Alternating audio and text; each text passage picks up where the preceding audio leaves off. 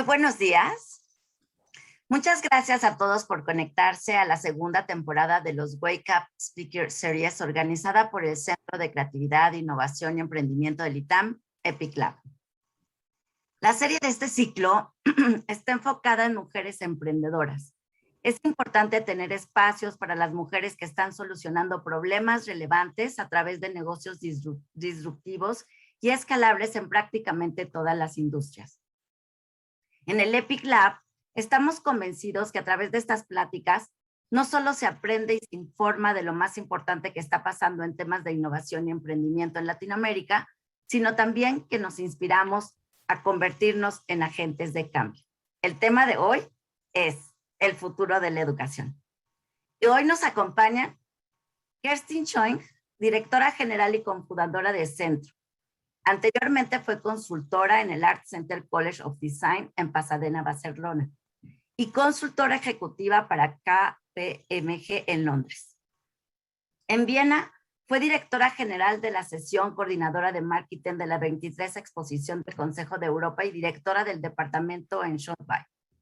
Es experta en estrategia, innovación, educación y diseño, lo cual fue reconocido con su inclusión en el libro Women of Design, Influences and Inspiration from the Original Trailblazers to the New Groundbreakers. Ha sido orador en diferentes eventos nacionales e internacionales como Design Forum Saxon, Dialogues About Time and Design en Viena, Musa Fest en Ciudad de México. El futuro de la educación creativa, modelos dinámicos en Buenos Aires, entre otros. Cuenta con una licenciatura en Historia del Arte por la Universidad de Viena y la Universidad de St. Andrews, y con una maestría en Administración de Negocios por el INSEAD en Fontainebleau. Bienvenida, Kerstin. También tenemos a Juan Saldívar. Juan tiene más de 30 años de experiencia en la industria de medios e e-commerce, marketing, consultoría y venture capital. Dentro de este contexto, Juan tiene fuerte experiencia cubriendo los territorios de América Latina, Estados Unidos y Europa. A partir de su trayectoria, sus áreas de fortaleza son transformación digital, diseño estructural y rendición de cuentas, comercio electrónico y protocolos de crecimiento de valor de capital y resultados. Actualmente es Chief Digital Strategy and Accountability Officer de Entravisión. También es socio fundador de SWS Consulting y socio de Rise Capital, un fondo de Venture Capital. Previamente, Juan dirigió los activos digitales en Televisa y trabajó en Bertelsmann, en Alemania. Juan estudió economía en el ITAM y un MBA en el IESE. Juan es miembro del Consejo Consultivo del Epic Lab. Antes de cederle el micrófono a Juan, a quien llevará la plática, le pido a la audiencia que por favor mande sus preguntas, ya sea por la parte de preguntas que tenemos en la parte inferior o por el chat. Las estaremos recopilando 15 minutos antes de terminar y se las haremos directamente a los panelistas. Bienvenidos y muchas gracias. Muchísimas gracias, Ana Lidia. Muchísimas gracias, Kerstin, por estar con nosotros hoy por la mañana. Ahora sí que es un honor para nosotros en la comunidad del ITAM tenerte hoy para platicar de temas que nos encanta y nos apasionan, que tienen que ver con, pues ahora sí que el futuro de la educación y el futuro de las destrezas. Sin lugar a dudas, y yo que no me dejarás mentir, vivimos en un momento en la historia de fuerte disrupción, donde los modelos de negocio y los modelos educativos están siendo todos cuestionados. O sea, de alguna forma, estos meses han permitido que muchos nuevos servicios se lancen y se prueben. Muchos nuevos modelos y emprendedores se atrevan a tratar de llevar servicios de valor agregado a la comunidad de estudiantes. Y no se entiende estudiante como un joven de 18 años, sino cualquier persona que quiere aprender una destreza.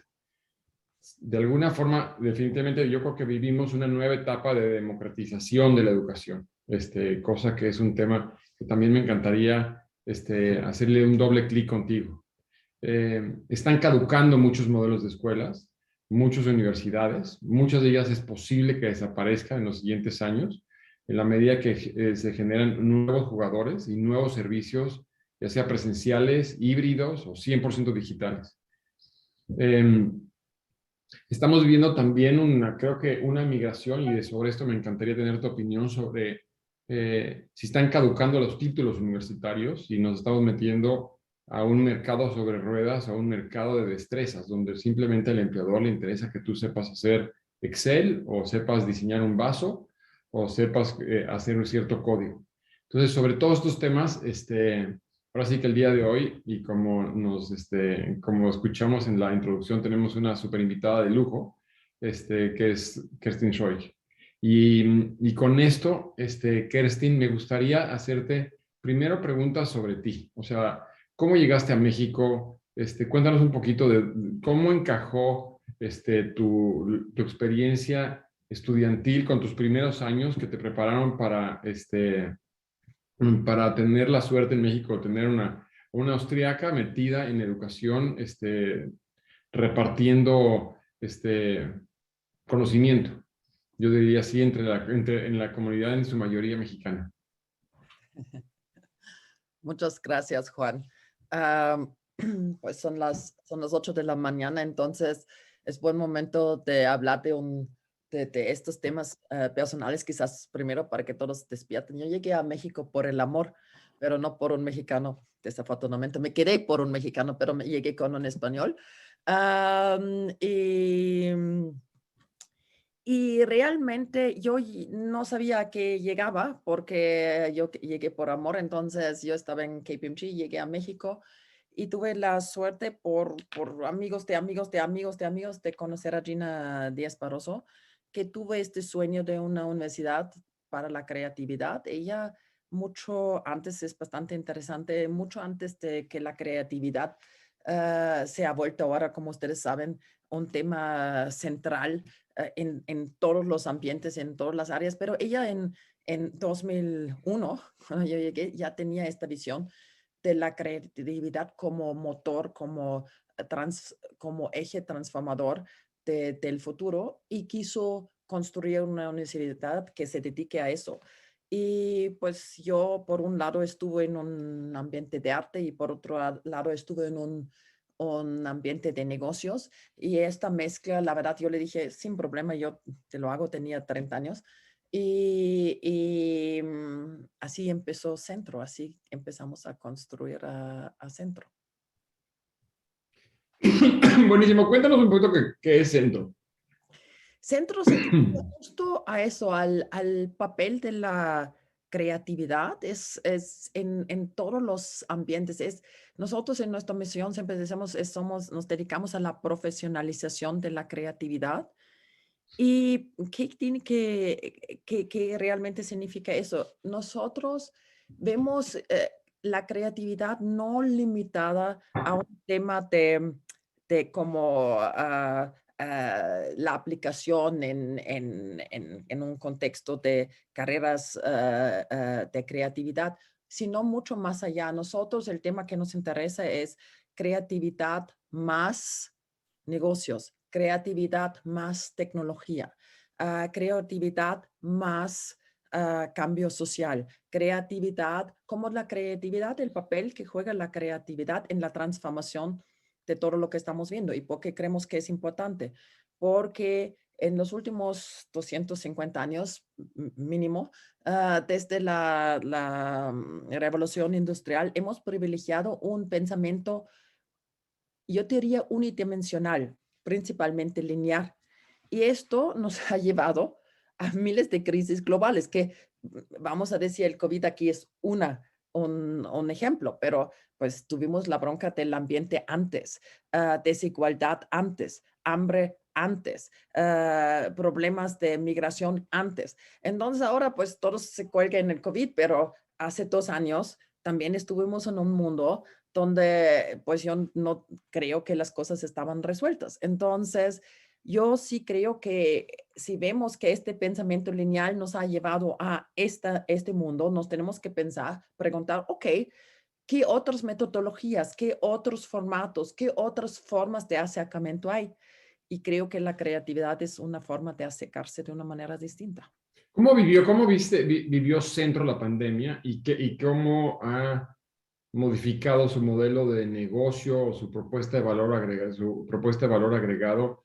¿Ha habido un cambio radical? ¿Dirías que Centro es otro en octubre del 2021 con respecto a octubre de 2019? O sea, ¿dónde está el cambio en la escuela, si acaso, o regresó al mismo punto? Ujú. No, yo creo que ninguna persona, ninguna institución, ninguna organización es lo mismo después de la pandemia. Y sería casi un poco triste si un evento a nivel global no hay ningún cambio. Yo creo que hay cambios muy, muy importantes, pero creo que estos cambios vienen de una esencia también muy importante. Es decir, Centro es un modelo, y esto quizás es interesante como estamos hablando de modelos de negocio, un poco distinto, porque en Centro, los directores de las carreras, las personas que están a cargo de los contenidos, tienen un papel mucho más elevado que en otras universidades.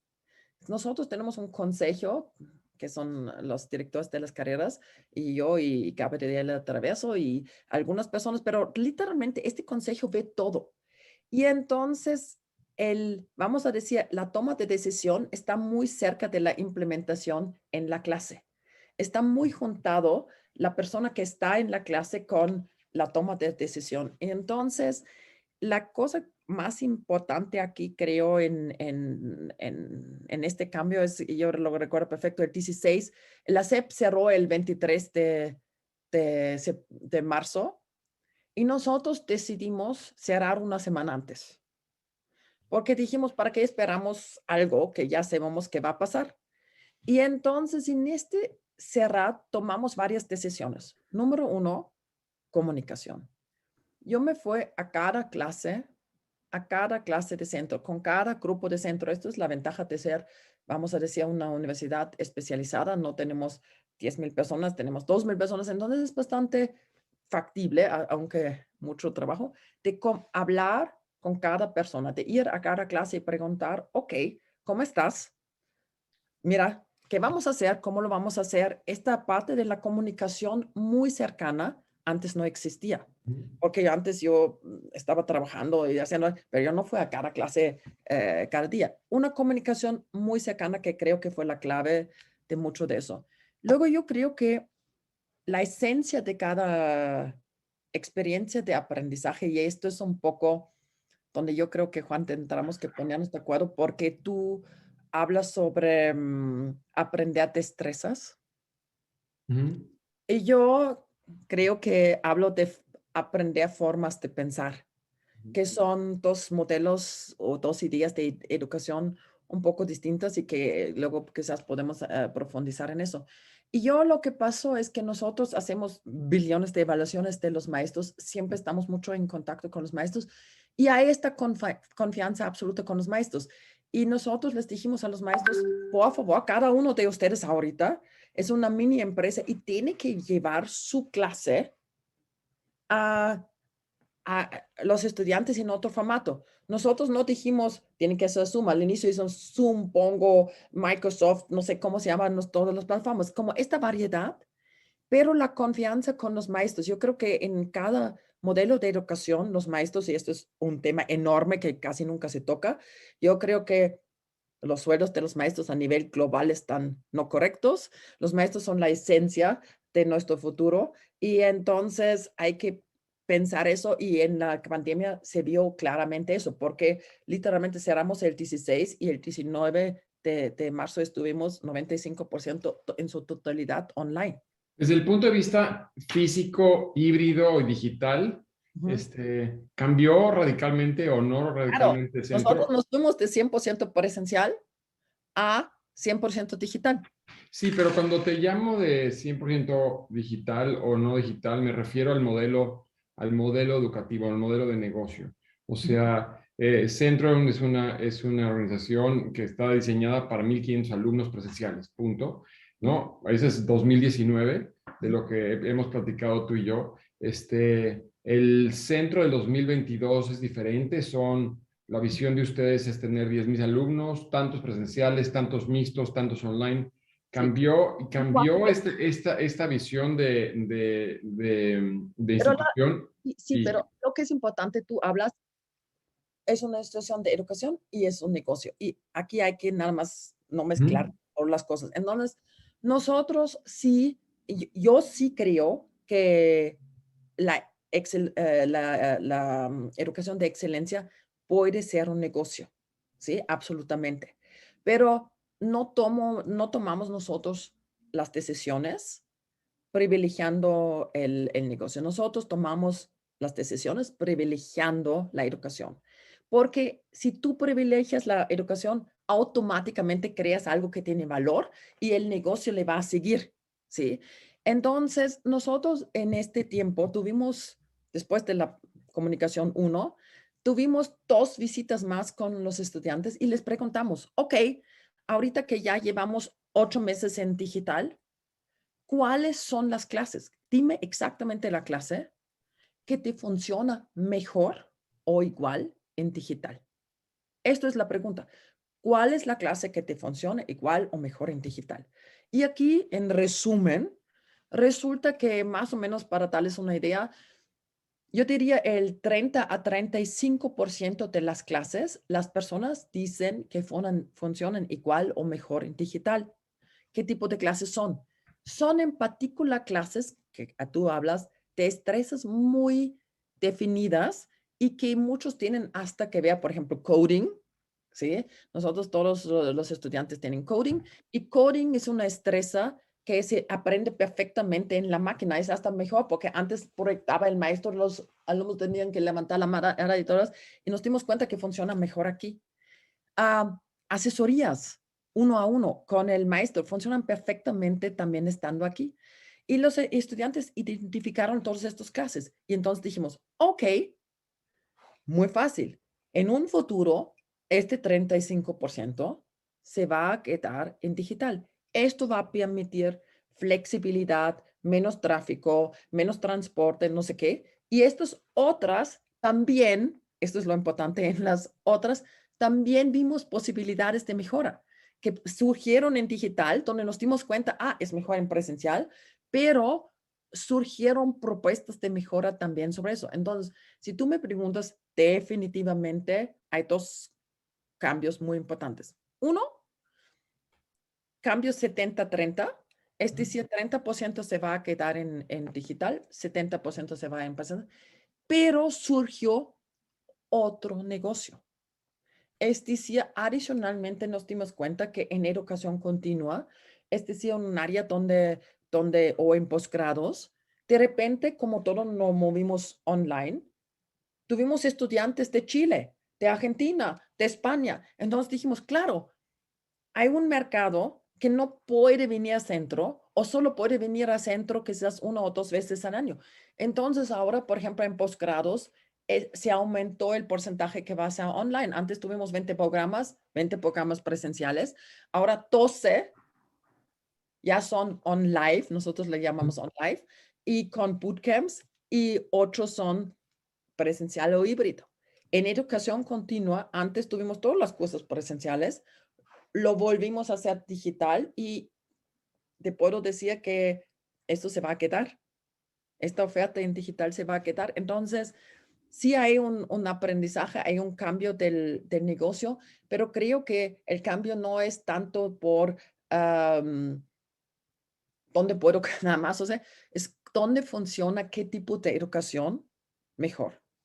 No, yo creo que será que nos adaptamos a una realidad que ya venía, que venía gestándose y no habíamos reaccionado con la velocidad que debimos de haber reaccionado y esto nos está permitiendo acelerarnos. ¿Ves en 3 o 4 años a un centro 3 o 4 veces más grande, del mismo tamaño en otros países? Y una última pregunta asociada también a la parte estructural dentro de centro. ¿Qué áreas fortaleciste? ¿Cómo sufrió o se benefició la estructura del centro literalmente para reaccionar a, a todas estas oportunidades, ¿no? Que yo creo y las veo positivas. Mira, una de las áreas que obviamente crecí es que nosotros tenemos un área, yo les dije siempre, es creatividad más algo más. Y yo creo que hay dos áreas que en particular crecieron. Es esta combinación entre tecnología y creatividad, que de plano creo que sí es el futuro. Es decir, nosotros desarrollamos en los últimos 3 años un currículum que se llama STEAM, donde básicamente vemos cómo ya está impactando y cómo en un futuro más se puede hacer esta combinación entre tecnología y creatividad. Por un lado, cómo puede la creatividad usar la tecnología para llegar a distintas escalas, a distintos impactos, a distintos canales de difusión, pero también cómo puedes crear con tecnología. Y ahora no sé si algunos de ustedes quizás en el frontón han visto la exposición de Frida, es como un evento. Y aquí, por ejemplo, colaboraron los estudiantes de centro, que ya esta cosa de crear experiencias fantásticas o dar soluciones a temas a través de una mezcla entre tecnología y creatividad. Y el otro área que creció muchísimo, obviamente, es nosotros tenemos una especialidad de diseño de futuro, que básicamente es toda esta habilidad de pensar el futuro, de imaginar el futuro. Hay un montón de metodologías aquí que son sumamente importantes. Creo que Carla Paniagua ya ha dado inclusive una plática en el Epic Lab sobre estos temas que son muy importantes. Ustedes no sé si se han dado cuenta que pasa la pandemia y resulta que hubo, no sé, billones de futurólogos en el closet. Todo el mundo salió y nos dice que es el futuro de todo, ¿sí? Entonces yo digo, pues ¿dónde estuvieron hace 5 años? Porque nadie estaba hablando de eso, ¿no? Entonces yo siento que esto es, cuando ya vives el futuro, es poco serio decir, y ahora te digo, ¿qué va a pasar eso? Pues sí lo sé porque ya lo estoy viviendo. Yo creo que lo interesante es integrar metodologías y formas de pensar el futuro, de imaginar el futuro, que aquí hay muchos institutos, nosotros estamos asociados al Instituto del Futuro de los Estados Unidos, entonces hay muchos institutos y muchas cosas que te enseñan realmente profundamente cómo hacerlo. Y entonces este área sí ha crecido, obviamente lo integramos a las licenciaturas, a los posgrados y a toda esta parte. Oye, cuéntame, porque ya te estás metiendo en un tema. Más, pequeña. Otro tema es la transdisciplinaridad. Es decir, en centro ya antes estaba todo transdisciplinario, pero ahorita ampliamos muchísimo este programa que no importa qué carrera tú entras, tú puedes estar con las otras carreras, tanto en posgrado como en educación continua, y esto es la idea. Mira, alguien ya puso. Ese curso de fue súper recomendable y Carla es buenísima. Exacto.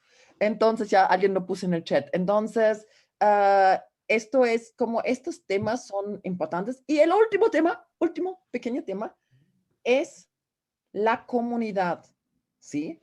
Y la comunidad es, creo que una de las bases muy profundas de centro. Es decir, tener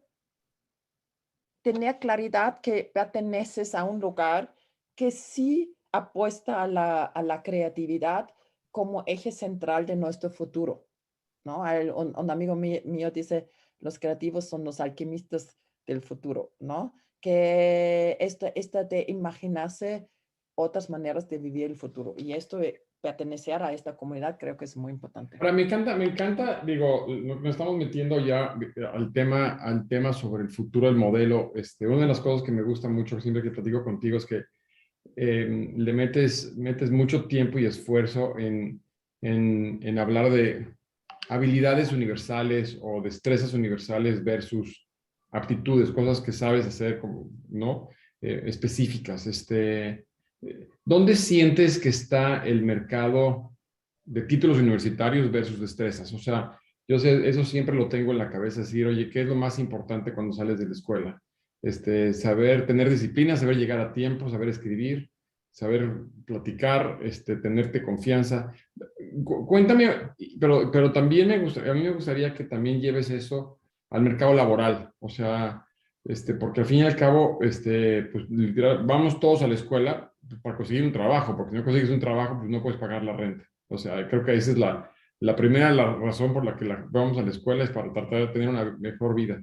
¿Dónde está el balance entre el mercado de títulos, el mercado de destrezas y la responsabilidad de un lugar como centro, ¿no? En formar personas.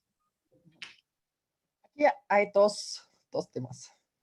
Que tú dijiste ahora, tú vas a la escuela para tener un trabajo, dijiste, y luego dijiste para tener una mejor vida, ¿sí?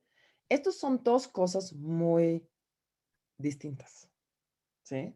Porque tener una mejor vida, ¿Y estás de acuerdo o no estás de acuerdo? yo estoy, ¿sabes qué? Creo que un poco, puedo decir un poco, ya aquí estamos en el examen, entonces me encanta. Se me hace que el mundo se ha hecho, que son muy importantes y todo lo demás, de puros microeconomistas. Pero yo creo que también necesitamos macroeconomistas. Yo creo que tenemos que tener la, la posibilidad de ver cosas en en una organización, en un ser humano, en tu futuro trabajo, pero también tenemos que tener la posibilidad de levantar la vista y ver a escala. Esto sí es importante, es súper importante. Y esto, yo la verdad, perdón, cuando hablamos de educación, podemos hablar del aprendizaje de destrezas, que yo es mi microeconomics chiquito, ¿sí? Pero también tenemos que hablar de, ok, ¿por qué estamos en educación de plano? Y yo creo que aquí nada más para recordar un segundo, ¿no? ¿Por qué estamos en educación? ¿Qué es la vida? ¿Qué es el futuro? Si tú crees que tu futuro es un puesto en Coca-Cola, pues no, esto no es tu futuro. Y esto si fuera tu futuro sería muy triste, la verdad. Entonces, no por Coca-Cola, pero por la visión. En este mundo, nosotros vivimos en un mundo donde hay cambios y me refiero muy profundos, ¿sí? Que nosotros tenemos que enfrentar. Y todos los que están en una educación privilegiada, porque así es, si tú estás a un nivel superior de educación en el también centro, en cualquier universidad, sí, estás en una situación privilegiada. Entonces tú te tienes que preguntar, ok, con este privilegio que viene la responsabilidad de pensar un poco, no solo sobre tu micro futuro y tu microestresa, sino viene la responsabilidad de pensar sobre, a ver, espérame, aquí hay un problema de hambre muy cañón en el mundo. Hay un problema de inmigración. Ustedes lo ven en México, migración, muy profundo. Desigualdad, muy profundo. Conflictos internacionales, muy profundo. Y no estoy hablando de lo que yo creo que es el tema más grande de todos los temas que estamos viendo, que son los temas demográficos. Ustedes saben que, no sé, África y Europa hace 10 años, más o menos en finales de los 90, tuvieron, creo que África 850 o algo así, y Europa 700 millones de personas. Pero en uno el birth rate es 1.6 y en el otro el birth rate es todavía cerca de los 5. Esto significa que en 2050 vamos a tener 2 billones en África y 700 millones en Europa. Digo, me encanta digo, interpreto lo que estás diciendo, que una de las cosas que tenemos que aprender en la escuela es tener responsabilidad social No, es un tema, no es de responsabilidad social, porque esto suena siempre como algo que deberíamos de hacer, pero lo hacemos en un espacio. No. Es un tema de escala. Y por favor, quiero recomendar un libro, si se puede. Aquí hay un libro que se llama Scale, que es, en centro siempre todos se ríen de mí porque dicen es mi libro favorito y es mi Biblia. Geoffrey West, aquí, a ver, no se ve bien, pero alguien quizás lo puede poner en el chat. Se llama Scale de Geoffrey West.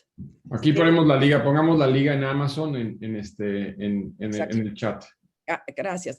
Este libro habla de escalas y si tú no entiendes escalas, tú no puedes entender complejidad. Y ahora salieron todos los premios Nobel, ¿verdad? En estas semanas. Y en Physics, ¿qué salió? Un premio Nobel a 3 personas sobre el tema de entender mucho más complejidad. Y esto, si me hablas de qué tienes que aprender en la escuela, yo creo que tienes que aprender, pensar sobre complejidad. Porque cualquier tema que estamos enfrentando de los que acaba de decir, son temas complejos o lo que llaman wicked problems. Y entonces en wicked problems, ustedes saben que no hay una solución porque son distintos, son problemas que son no lineares, que el crecimiento es no predecible, que con la escala toman otras formas, que son interrelacionados. Entonces, si en educación tú, si te debería decir 2 cosas que tienes que aprender, 2, solo 2, es cómo se comportan y cuáles son las características de sistemas complejos. Porque esto es el mundo y la complejidad está aumentando infinitamente. Pero digamos, desde el punto de vista práctico, ¿Cómo aprendes eso? digo, es difícil interpretarlo en una plática como la de hoy. No, para nada. No, en serio, para nada. Esto es el tema. Complejidad, y en el libro Scale se explica, en serio, si lees este libro ya, por eso es mi libro favorito, porque no tienes que leer 100. Lees esto y ya te queda claro, porque describe las características, uno por otro, de sistemas y problemas complejos. Ahora, ¿Okay? si tú dijeras, a ver, a mí me gustaría que mis estudiantes se graduaran, independientemente del título que tienen, con 5 o 6 destrezas. A mí me gustaría que me lleves un poquito algo más, más simple. O sea, ¿cuáles serían las 5 o 6 Ok, destrezas que te pero gustaría esto es el tener? problema, Juan. ¿Ok? No, Juan, Ujú. esto es el problema. Esto sí es el problema y por favor, en esto creo que podemos hasta estar de acuerdo, estar en desacuerdo, pero yo creo que no nos podemos engañar con esta idea de, oye, te doy 5 destrezas y con estos vas a estar bien. No, yo creo que te tengo que decir, ok, para tú sobrevivir en un momento, en un mundo donde la complejidad está aumentando diario, ¿cuál es la destreza que tú necesitas número 1? Número 1, ¿sabes cuál es la destreza número 1? No le voy a atinar. O sea, Es sí, preguntar. yo tengo mi propia lista que trato de buscar en las personas que contrato alrededor del mundo y tienen que ver con disciplina, trabajo en equipo, Ujú, calidad total, ujú, capacidad de análisis, ujú, ganas de crecer y desarrollarte, ujú, capacidad de escribir, oral ujú, y de forma escrita, que de hecho, curiosamente, creo que la cosa que más evita que alguien se desarrolle en su trabajo ujú, es su inhabilidad de comunicarse. ujú. Este, y, tener confianza en sí mismo para hacer preguntas y decir, esto no lo entiendo y esto sí lo entiendo. O sea, sí, digamos, a diferencia, digo, tengo que leer el libro de Scale para poderlo debatir y quizás el resumen, igual tiene que ver Scale con esto que acabo de decir, pero Te yo voy soy muy práctico. A la hora que entrevisto y te digo... Sí, pero te puedo decir algo o preguntar ¿Mm? algo, porque esto es mi estresa número 1. Mi pregunta sería, ¿y cómo cambió tu lista con la pandemia? Porque la lista que tú me das, ¿Mm? creo que ha sido mi lista de siempre. No cambió.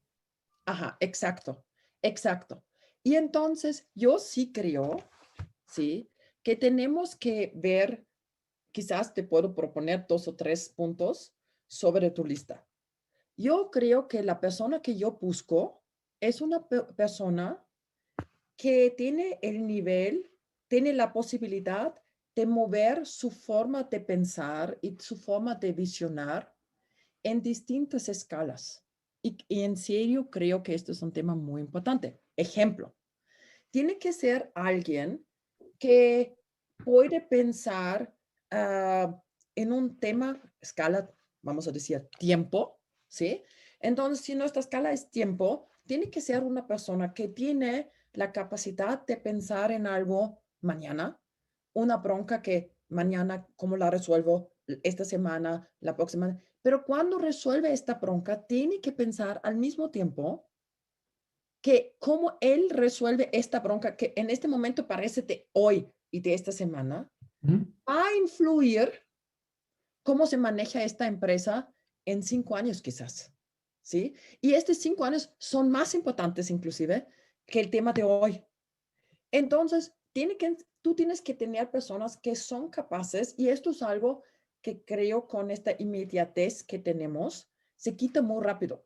Es decir, la gente privilegia mucho el ahorita sobre 5 años, sobre 13 años, pero es importante que la persona que contrates tenga esta escala de pensar en un caso y decir, ok, este caso que yo estoy resolviendo, ¿cómo es relevante para 1 millón de casos?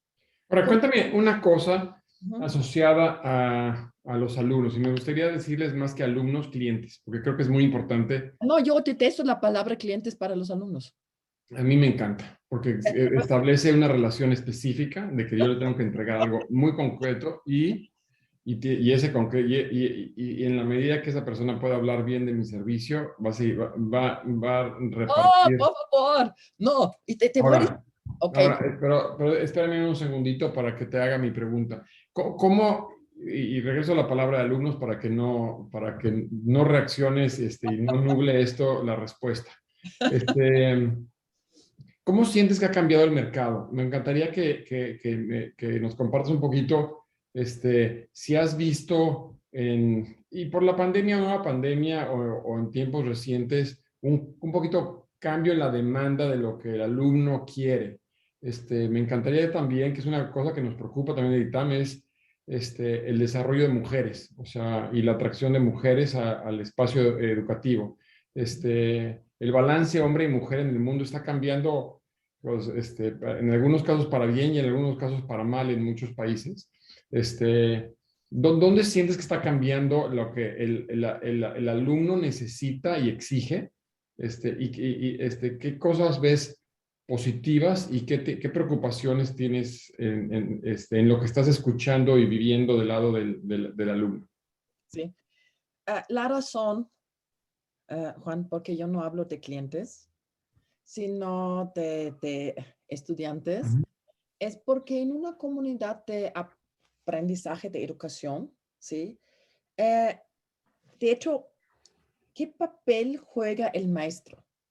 ¿Sí? El maestro en mi visión, ¿sí? Y por favor, esto es Kerstin, Kerstin, quizás inclusive hay mis compañeros que aquí no comparten este punto de vista, pero lo hemos hablado mucho y hemos hablado sobre el tema de estudiantes o clientes. Y la razón por que yo digo estudiantes es porque aprendizaje, ¿sí? Aprendizaje. En su forma más básica, tú puedes leer un libro o inclusive ver un video o algo así. Entonces, esto es, yo digo, para mí no es realmente aprendizaje. Esto es acceso a información, ¿no? Acceso a básicamente información que sí todo el mundo tenemos acceso. Y luego, si esto lo llevas a un nivel un poco mayor, y te preguntas qué es aprendizaje, te das cuenta que aprendizaje es una experiencia sensorial, ¿sí? Que involucra escuchar, hablar, sí, hay un tema del espacio muy, muy importante en el aprendizaje. La memoria funciona a través del espacio. Entonces nosotros aprendemos mejor en distintos espacios. Aquí hay billones de libros sobre eso. ¿Pero te Entonces, refieres a la definición de cliente-alumno todavía? ¿O me sí, no, estás- a esto voy. Me tienes que dar chance. Y la razón por qué me tienes que chance, porque lo que sí es importante, Juan, que creo para los estudiantes es alejarse de esta polarización de aquí tienes, aquí hay, la vida y nuestras vidas en el futuro sí van a ser no tan sencillas como una receta de 10 cosas, ¿sí? Entonces, ¿qué creo yo que tienes que entender? Tú tienes que entender que el aprendizaje es un conjunto y el maestro aquí y tus compañeros también son parte de este aprendizaje. Y si tú defines esto como cliente y servicio, tú matas la idea del aprendizaje, que es un conjunto. Entonces, Por eso digo que pero no nos enfrasquemos en eso, porque me interesa no, más. pero ¿a dónde voy? A esto voy con destrezas y todo eso. Yo sí creo que lo fantástico de un maestro, cada uno, yo hago este ejercicio todo el tiempo con todo el mundo. Le digo, ok, ¿recuerdas tu mejor maestro? Me, recuerda cuál es el super maestro que has tenido. Y cuando las personas normalmente solo dicen 2 o 3, no 100, claro, porque muchos han tenido muchos maestros, pero ok, dicen entonces, ¿y qué han hecho estos maestros? Estos maestros, más allá de unas destrezas, más allá de una experiencia, ¿sí? Te han enseñado una nueva forma de pensar, una nueva forma de pensar. Te han enseñado algo que ha ampliado o, como ejemplo, que tú quieres ser como ellos, o en contrapostura. Jamás quiero ser así, pero wow, qué postura. Y te forzó a ti a tomar una postura. Te han enseñado formas de pensar. Y esto no es cualquier cosa. Esto quizás es lo más importante de la vida, porque como dijo Aristóteles, esto no es algo que yo inventé, esto ya existe hace miles de años, es la mente educada tiene la capacidad de entender y ponerse en los zapatos de otros modelos de pensar sin estar de acuerdo, ¿sí? Entonces, estas son las destrezas que yo creo que necesitamos. Yo creo que necesitamos entender distintos modelos de pensar. Es como, para hablar en idioma ITAM, si tú evalúas una empresa, hay distintos modelos de evaluarlos, ¿no? O múltiplos o discounted cash flow, y son distintos, Pero ¿sí? Kerstin, ya, punto hecho. Está claro. Bueno, y creo que ya casi nos está dando tiempo porque quiero pasar algunas preguntas de nuestros visitantes. Ya no me contestaste cómo sientes a los alumnos y si existen cambios en la demanda un poquito. ¿Tienes algún comentario general de algún cambio que has visto, alguna preocupación asociado al alumnado que se está subiendo ahorita a la educación superior? Sí, el tema de los próximos 3 años en Ujú. educación con superior, los formatos y todo eso ya los pasamos, ya todo el mundo Ujú. sabe los formatos. Yo creo que va a ser el tema de la evaluación. La palabra evaluación tiene dentro la palabra valor. Entonces, en cada clase que estamos evaluando valores. Sí, pero te Y refieres a que los alumnos, o sea, mi pregunta tiene que ver con específicamente. Pero escúchame esto viene de los alumnos, porque si tú ves en los Estados Unidos ya hay millones de revoluciones porque están diciendo que los exámenes están sesgados en términos de race, en términos de igualdad, en términos de oportunidades, pero si tú llevas esto a nivel estudiantes y tú ves con los estudiantes hoy en día están preguntando eso, ¿qué estamos evaluando? ¿Para qué estamos aquí?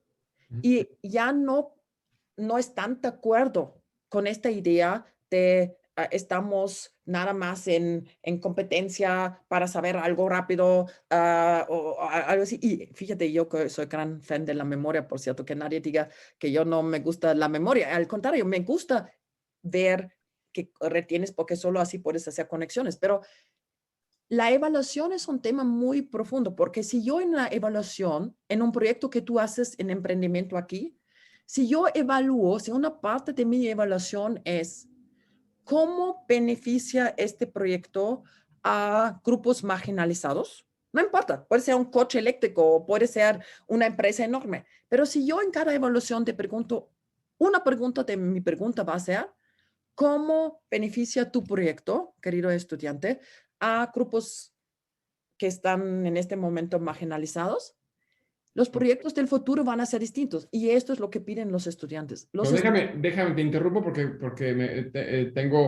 me gustaría invitar a Ana Lidia que a ver si se une con nosotros porque sé que tenemos algunas preguntas y me encantaría que también nuestros ahora sí que miembros de este chat mañanero también te puedan hacer alguna pregunta. Sí, muchísimas gracias. Tenemos varias. Voy a tratar de conjuntarlas por el tiempo. Y la primera, Kerstin, dice, ¿cómo están preparadas las instituciones K12 para ofrecer experiencias significativas en aprendizaje en los alumnos? Ay, no sé quién hizo esta pregunta, pero es mi pregunta favorita, porque yo creo que, fíjense, yo la verdad tengo dos hijas que están en la escuela y yo aprendo mucho de las escuelas que están cambiando inclusive más rápido que los estudiantes, que las instituciones superiores. Es que en el K-12 están haciendo cosas fantásticas. No sé, una cosa que medio estoy copiando, imagínense, es, la pregunta que cada año hacen en esta escuela es, ¿cómo aprendo? La primera semana siempre es, ¿cómo aprendo? Aprendo a través de mis manos, aprendo a través de la memoria, aprendo cantando, aprendo leyendo, aprendo que los estudiantes se preguntan cómo aprendo. Porque si tú te preguntas cómo aprendo, pues obviamente todos somos distintos. No hay un formato para todos. Cada persona tiene su forma de aprender mejor. Algunos por memoria, algunos por ejercicio, algunos pensando. Todos somos distintos. Pero si tú te preguntas sobre eso, tiene un impacto enorme en tu conciencia de aprendizaje. Y estos temas ya se están viendo mucho en los K-12. Es que hay muchos temas que están, claro, y esto es muy importante aclararlo. Desafortunadamente, la educación sigue siendo en muchos aspectos un lujo, ¿sí? Hay muchos, el acceso a una buena educación es un privilegio absoluto. Y tenemos otra, cuando mencionaste que algunas clases se pueden quedar en digital, ¿la oferta en digital será diferente a la presencial? Mira, qué buena pregunta además. Una de las otras cosas que me preocupan, porque nunca llegamos allá que me preocupa, es el sesgo, ¿sí? Todos vivimos con un sesgo. Uno podría decir, yo tengo 50 años, pero realmente mi sesgo es de 250 años, porque 250 años la educación ha estado igual. Entonces, ojo, todos y todas aquí tenemos el mismo sesgo. Da igual, si yo te digo classroom, la imagen que viene en tu cabeza es aquí estudiantes, aquí maestro, cuadrado, así. Esto es el sesgo que tenemos todos, ¿sí? Entonces, en digital, lo que hemos hecho, simplemente cambiado el formato, el canal, pero el mismo formato. Y esto, por favor, es obviamente un catástrofe. Es que se haría lo mismo si en televisión no tendrás imagen y nada más escuchas voces. Es otro canal, pero aquí sigue. No. Nosotros, este formato nos da la posibilidad y la verdad los maestros de centro aquí me han sorprendido infinitamente y aquí se ve la creatividad con ideas de cómo cambiar dentro de este formato. Esto es el reto. ¿Cómo aprovechamos lo bueno que tiene? ¿Cómo superamos lo malo que tiene? ¿Cómo cambiamos la dinámica? Que son dinámicas mucho más cortas, lúdicas, distintas formas. ¿Cuáles son los problemas? Pero no llevar el sesgo, por favor, de la educación que tenemos a los nuevos formatos. Esto sería el catástrofe.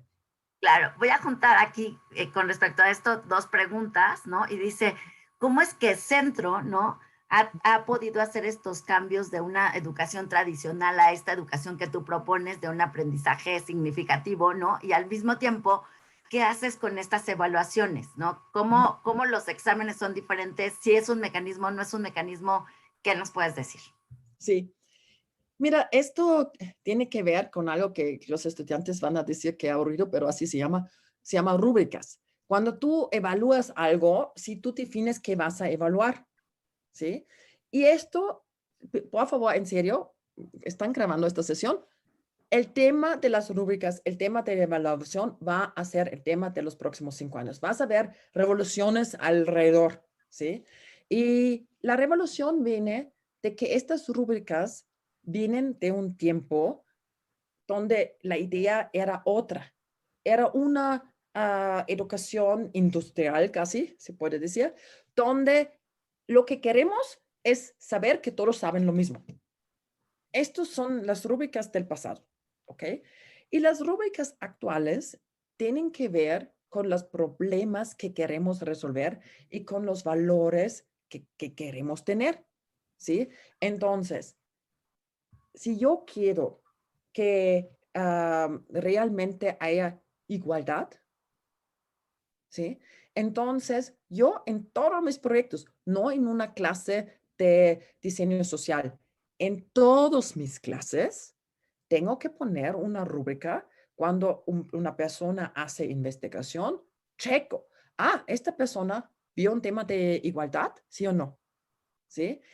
Cuando me importa tener personas que entiendan el ambiente, este planeta que solo tenemos uno, y que se preocupan por él, ¿sí?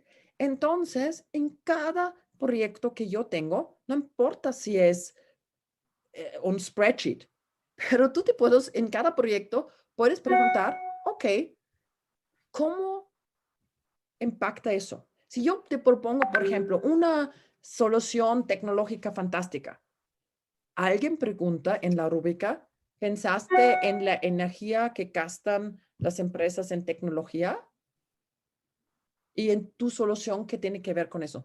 Entonces, literalmente las preguntas que creemos que son las preguntas del futuro tienen que ser parte de las evaluaciones.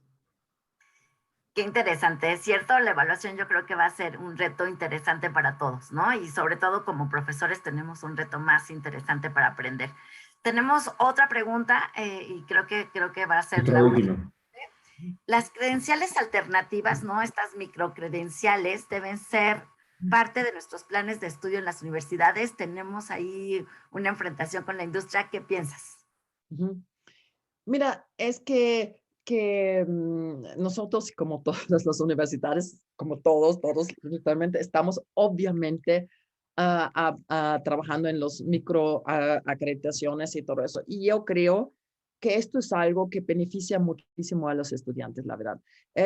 Imagínate un contexto, y esto tiene que ver con dos cambios que veo también muy importante en educación, que es la parte de edad y generacional. Yo creo que lo que va a ser mucho más interesante, y nosotros ya estamos tratando de hacer eso, es que alguien que esté en el último semestre esté con alguien del primer semestre, que alguien en posgrado puede tomar un curso de licenciatura y al revés y todo eso. Entonces, quitar estas divisiones que tenemos que son totalmente inútiles. Entonces, hacer algo multigeneracional, y esto en los microcréditos puede funcionar muy bien, porque tú puedes hacer microcréditos de algún tema donde entra una persona de la industria de afuera, donde entra alguien de licenciatura, donde entra alguien de posgrado, y los tres juntos están estudiando. Porque otra vez, claro, hay microcréditos que van a ser nada más, check, tengo este skill, pero aprendizaje, como yo lo entiendo que me importa mucho, es en conjunto. Entonces yo estoy tratando de crear experiencias micro, macro en todos los niveles, donde básicamente se juntan personas con distintos modelos de pensar, con distintos puntos de vista, con distintas experiencias, porque más diverso, más aprendizaje. Oye, pues muchísimas gracias, Kerstin. Creo que tenemos que ya que cortar. Hay una encuesta que si nos pueden ayudar a responder los visitantes de y asistentes de este buenísimo seminario. Kerstin, muchísimas gracias por compartir tus buenos conocimientos, sonrisa y modelo de negocios y información con nosotros. Sin lugar a dudas, tenemos que hacer más cosas entre Centro y el ITAM, especialmente dentro del desarrollo. Creo que emprendedor hay muy buenas oportunidades. Te agradecemos muchísimo tu tiempo de vuelta. Ana, ¿tienes algún comentario final? Sí, simplemente darle muchas gracias a todos a los participantes. El tema de la siguiente serie será Venture Capital, no se la pierdan. Los invitamos a conectarse el próximo miércoles.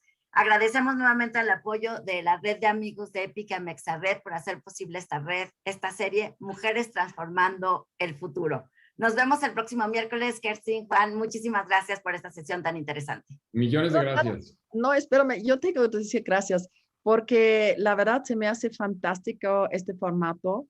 Muchas gracias por la apertura. Se me hace justo el tipo de apertura de escucharnos mutuamente. Y el Epic Lab está fantástico. Ya hemos hecho cosas y vamos a hacer muchas cosas en conjunto. Muchas gracias. Y gracias a todos que se levantaron a esta hora. La verdad. Gracias. Buenísimo. Hasta el próximo miércoles. Excelente miércoles. Gracias, muchas gracias. Gracias.